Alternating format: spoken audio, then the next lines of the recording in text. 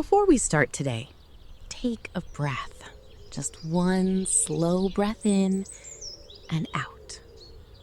I like that. That's a nice way to begin.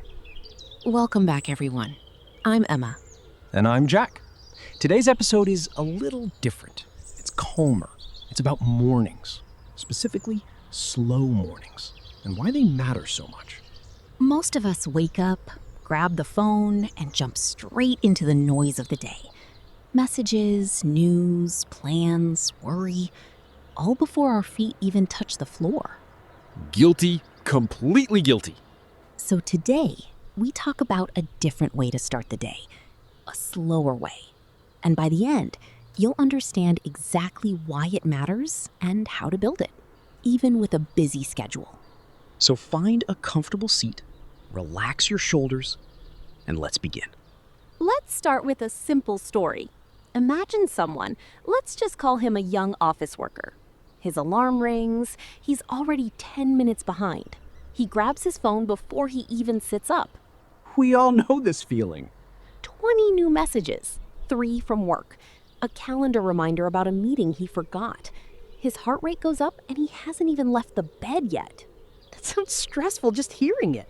He rushes through breakfast, if he eats at all, and runs out the door. By the time he reaches work, he's already tired, and it's only 9 in the morning. So in English, we'd say his day started off on the wrong foot. Wait, the wrong foot? What does a foot have to do with mornings? It's an idiom, a phrase with a meaning different from its exact words. To start off on the wrong foot means to begin something badly, in a way that causes problems later. Some people believe it comes from old ideas about walking into a room. Starting with the wrong foot was thought to bring bad luck. Today, it just means a bad, messy beginning. And of course, there's an opposite version too, to start off on the right foot, which means beginning something in a calm, positive, organized way. That's a really useful phrase, actually, because it fits so many situations, not just mornings.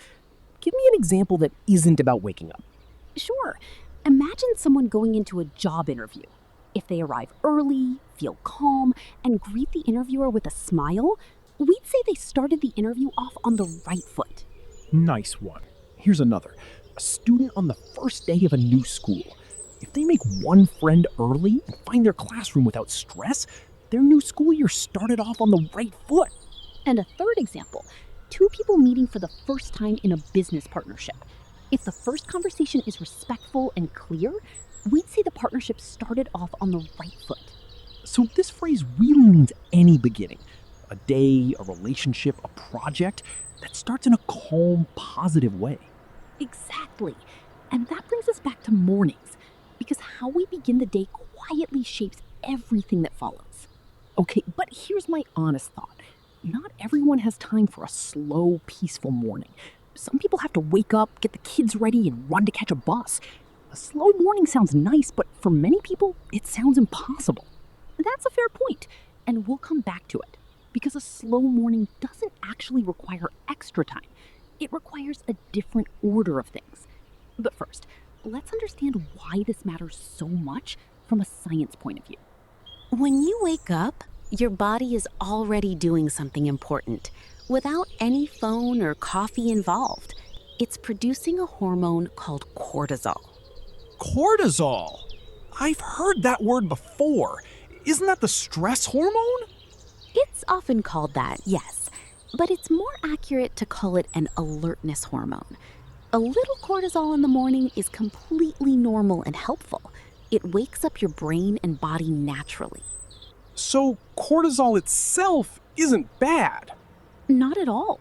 The problem happens when you add extra stress on top of it too early, like stressful messages, urgent news, or a rushed, chaotic morning. Your body then produces even more cortisol, and your nervous system starts the day already in a slightly anxious state. That explains why some mornings feel heavy before anything has even happened yet. Exactly. And there's something else, a concept called decision fatigue. Every choice you make, even small ones, uses a little bit of mental energy. What to wear, what to eat, which message to answer first, in what order.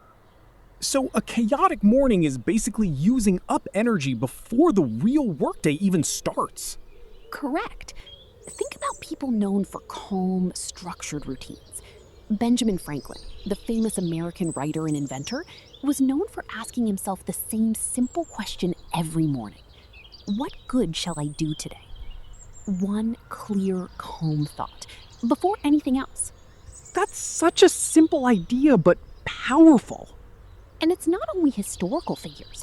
Many well-known writers followed quiet morning routines before starting their busy days. Waking early, sitting with coffee or tea, and writing in silence before checking anything from the outside world. So the pattern is calm first, noise later. Exactly the opposite of what most people do today, which is noise first, calm, maybe never. Okay, I'm convinced this matters, but I still have my earlier question. What about people with very little time in the morning? A slow morning still sounds like a luxury. Exactly. And that brings us back to mornings, because how we begin the day quietly shapes everything that follows. Okay, but here's my honest thought. Not everyone has time for a slow, peaceful morning. Some people have to wake up, get the kids ready, and run to catch a bus. A slow morning sounds nice, but for many people, it sounds impossible. Let's answer that properly now, with real simple solutions. Solution 1, and it's the most important one. Don't touch your phone for the first 10 minutes after waking up. Just 10 minutes? That sounds manageable, even for someone in a rush. Exactly. It's not about hours. It's about protecting the very first moments of your day before outside noise enters your mind.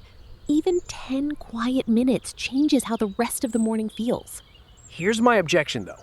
What if I need my phone as my alarm? It's right there next to my bed already. Good point, and very common. Simple fix. After turning off the alarm, place the phone somewhere you can't easily reach it again. Across the room, or even in another room if your schedule allows it. The goal isn't to avoid your phone forever, it's to delay the noise, just a little. That feels realistic.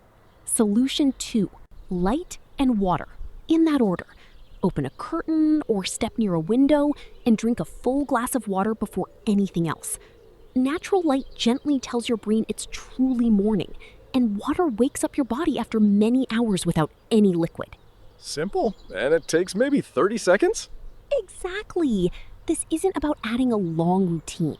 It's about small, calm actions in a better order. Solution 3?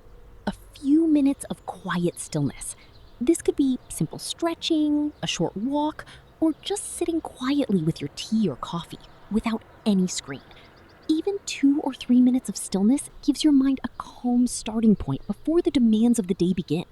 I imagine this is similar to what athletes do before a big event, a quiet moment before the noise and pressure of competition begins. Exactly like that. Many athletes describe a calm, focused moment before a match or a race, not rushing straight into action, but pausing first, breathing, preparing the mind. A slow morning works the same way, just for daily life instead of competition. Solution 4, and this one connects to something we've talked about before on the show, writing down one clear intention for the day. Just like Benjamin Franklin's simple question, it doesn't need to be complicated. One sentence. Today, I want to feel calm during my meetings. Or simply, today I'll finish this one important task first. One clear thought, instead of 10 scattered ones. And I assume the order really matters here.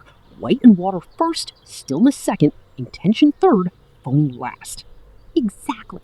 None of these steps takes more than a few minutes combined. It's roughly 10 to 15 minutes total. The difference isn't extra time, it's a different, calmer order.